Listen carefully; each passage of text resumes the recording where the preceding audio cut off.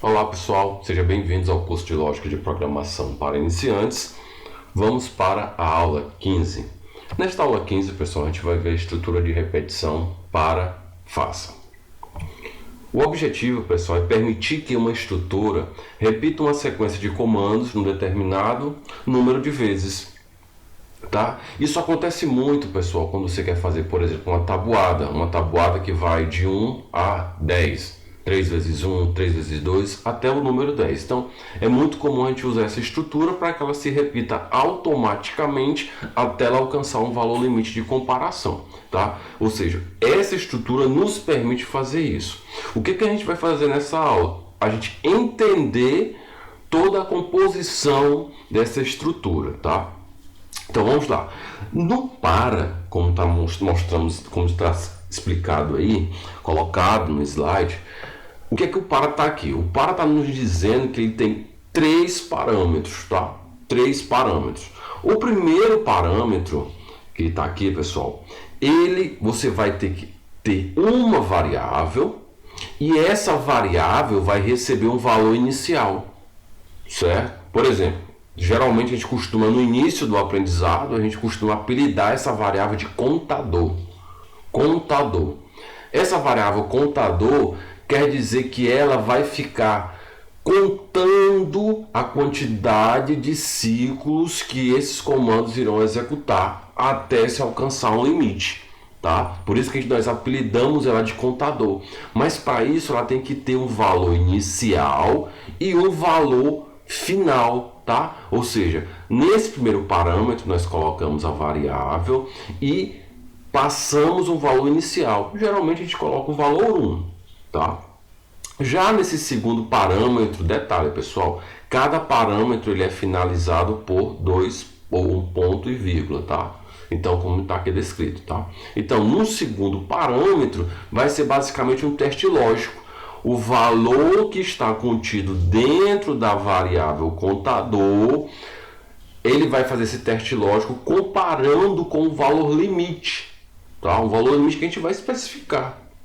E no terceiro parâmetro, nós vamos ter um incremento, tá? Um incremento, ou seja, a cada ciclo rodado, eu poderei adicionar um valor, tá? Geralmente a gente adiciona o número 1, ou seja, a cada ciclo rodado, ele adiciona o número 1, ou seja, assim eu vou estar contando 1 mais 1 mais 1 até alcançar um valor limite.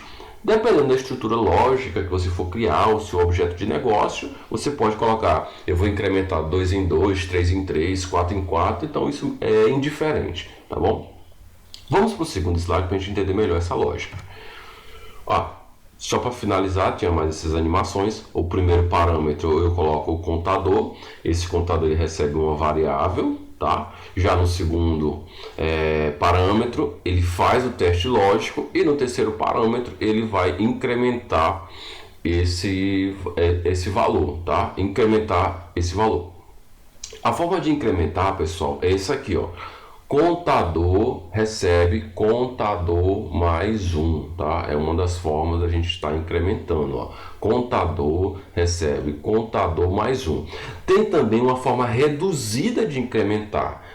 Ao invés de eu colocar contador recebe contador mais 1, é o suficiente eu colocar contador mais mais. É a mesma coisa dessa expressão aqui. A gente vai estar colocando isso mais adiante.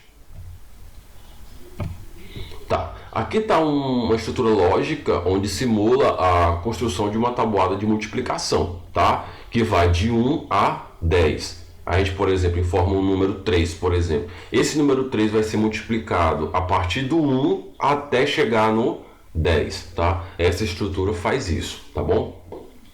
Então vamos lá, eu declarei aqui 3 variáveis, número, resultado e contador. Olha o contador declarado aqui, tá pessoal? Você tem que declarar, porque esse contador aqui é uma variável, então tem que declarar essa variável, tá bom? E você incrementa esse valor para ela aqui dentro, tá? Dentro do comando do para, tá bom? Então vamos lá. Nesse primeiro parâmetro aqui você inicializa o contador, tá? Ou seja, o contador recebe 1, tá bom? No segundo parâmetro, há uma estrutura de comparação, ele vai comparar o valor contido que está aqui dentro dessa variável com esse valor limite, que é o 10, tá? Por exemplo, aqui ele não está recebendo o número 1, o que é que vai acontecer? Esse 1 vai estar aqui, olha, esse 1 vai estar aqui, ou seja, 1 é menor ou igual a 10 é verdadeiro, então ele vem para o segundo parâmetro e faz o incremento, tá bom? Aí o que acontece? Ele vai executar essas duas estruturas, esses dois comandos aqui, tá? O que é que vai acontecer? Ele vai finalizar? Não, ele não vai finalizar, ele vai voltar para cá, tá bom? E vai fazer isso aqui novamente, e ele vai, sempre a cada rodada, ele vai incrementando mais um.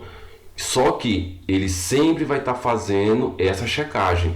Quando o contador, tá, pessoal? Quando o contador for atingir o seu limite, ou seja, quando o contador for 10, tá, que é menor ou igual a 10, ou seja, é o limite dele, tá, ele vai continuar executando. Quando for falso, ou seja, por exemplo, o contador chegou a 11, ele já para automaticamente, tá? Aqui está uma estrutura bem interessante, mais bem elaborada, a mesma do slide anterior, para a gente entender melhor essa situação. Novamente, aqui nesse primeiro parâmetro, nós inicializamos nossa variável chamada contador, com o número 1. Esse contador, ele sempre vai ser comparado aqui no segundo parâmetro, tá? Enquanto esse contador aqui for menor ou igual a esse número limite, que é 10, ele vai continuar executando essas instruções, tá? E aqui ele sempre vai incrementando mais um, tá? Contador aqui não recebeu 1, então aqui ele está recebendo 1, tá? Quando ele vai fazer esse ciclo aqui, quando ele entrar aqui, ele vai executar essas duas ações, tá?